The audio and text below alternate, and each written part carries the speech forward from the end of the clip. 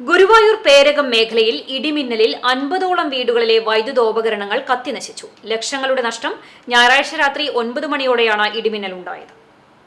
2 മാസം മുമ്പ് സ്ഥാപിച്ച 33 kV വൈദ്യുതി കമ്പി പൊട്ടിവീണു. ഈ ഭാഗത്തെ കോൺക്രീറ്റ് വൈദ്യുതി പോസ്റ്റിന്റെ വലിയ ഒരു ഭാഗം തെറിച്ചുപോയി. ഇതോടെ ഈ മേഖലയിലെ വൈദ്യുതി വിതരണം നിലച്ചു. തിങ്കളാഴ്ച രാവിലെ 8 മണിയോടെ വൈദ്യുതി പുനഃസ്ഥാപിച്ചതോടെ വീടുകളിൽ metre board, inverter, fan, motor pump തുടങ്ങി വൈദ്യുത ഉപകരണങ്ങൾ കത്തിനശിച്ചു. പേരകം 118 നമ്പർ അങ്കണവാടിയിലെയും മുട്ടത്ത് തോമാസിന്റെ പച്ചക്കറിക്കടയിലെയും മീറ്ററുകളും LED ബൾബുകളും പൊട്ടിത്തെറിച്ചു. വീടുകളിലെയും തെരുവുവിളക്കുകളിലെയും LED ബൾബുകളും പൊട്ടിത്തെറിച്ചു.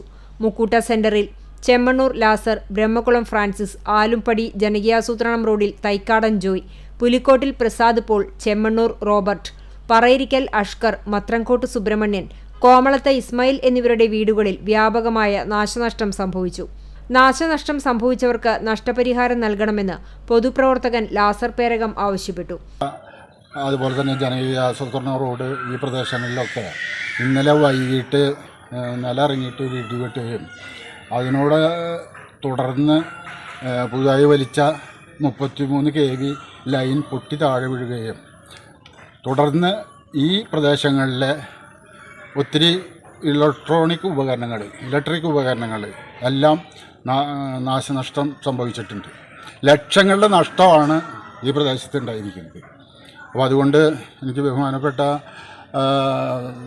സർക്കാരിനോടും അതുപോലെ തന്നെ KSEBയോടും പറയാനുള്ളത്, അർഹരായവർക്ക് അതിൻ്റെ കണക്കെടുത്ത് നഷ്ടപരിഹാരം കൊടുക്കണം എന്നാണ്. CCTV news, Guruvayur.